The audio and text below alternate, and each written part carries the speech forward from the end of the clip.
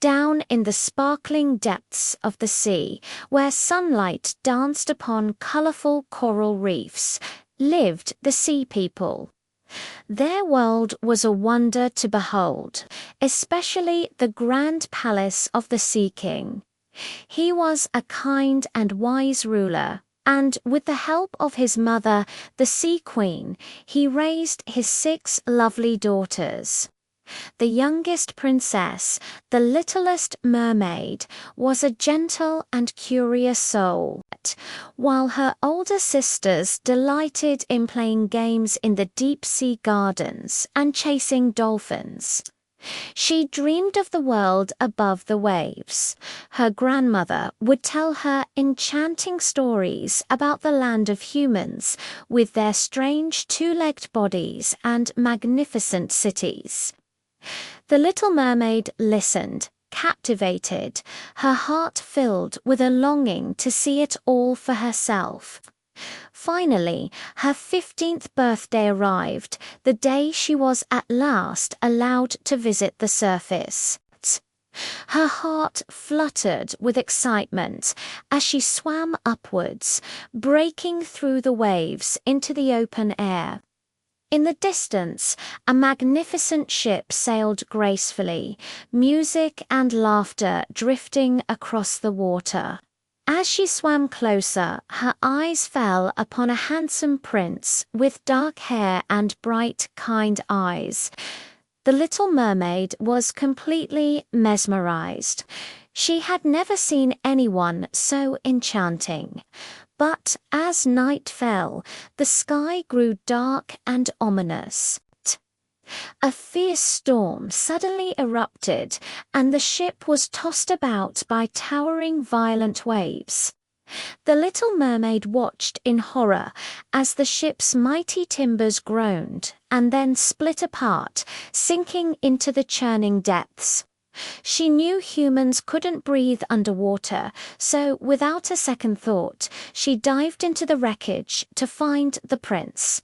She found him unconscious and, with all her strength, held his head above the water, swimming tirelessly until she reached the safety of the shore. There, on a sandy beach near a quiet monastery, she gently laid him down. With a heavy heart, she leaned in and kissed his forehead, whispering a soft goodbye before hiding behind a large rock. Soon, a group of young women from the monastery discovered the prince and rushed to his side to care for him. The Little Mermaid watched from a distance, her heart aching with sadness, but also filled with relief that he was safe. That night, she returned to her underwater home and told her sisters all about the handsome prince. One of her sisters, who knew the currents and coastlines well, had heard of the prince's palace. The very next night, she guided the Little Mermaid to the shores near his castle. From then on, every evening, the Little Mermaid would swim to the surface just to catch a glimpse of him, her heart filled with a quiet, deep longing. One day, driven by her love, the Little Mermaid made a bold decision. She swam to the dark, fearsome cave of the Sea Witch to ask for her help. "I want to walk on land," she declared, her voice trembling slightly. "I want to be with the prince." The Sea Witch let out a wicked cackle. "I can grant your wish," she hissed, "but everything has a price. I will give you legs, but in return you must give me your beautiful voice. And be warned, every step you take will feel like walking on sharp knives. You will have 3 days. If you receive a true love's kiss within that time, you will remain human forever.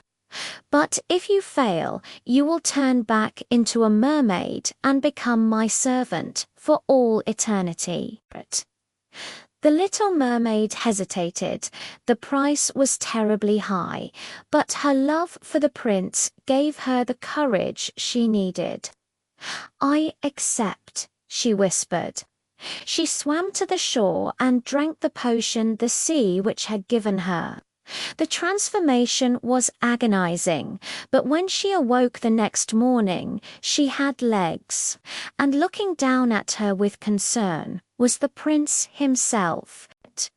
Though she couldn't speak to explain who she was, he was captivated by her beauty and gentle eyes.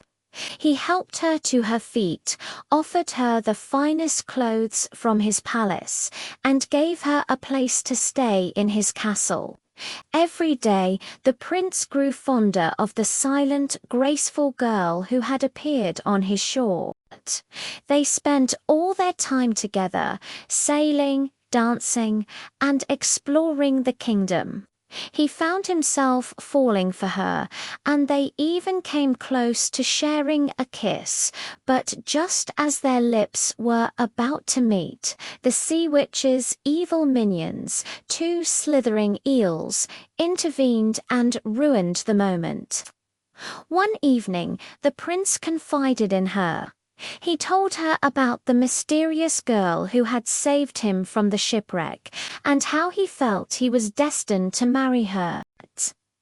The little mermaid's heart sank. He didn't know that she was that girl. Still, she held onto a sliver of hope that he might somehow realize the truth. But the sea witch was watching, furious that the prince was falling in love with the little mermaid despite her being voiceless. She decided to take matters into her own hands. Using her dark magic, she disguised herself as a beautiful maiden, the very image of the girl the prince imagined had saved him.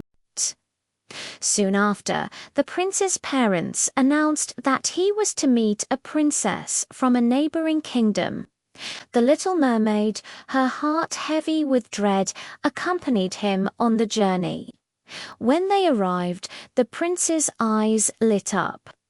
He saw the disguised sea witch and believed she was the one who had saved his life.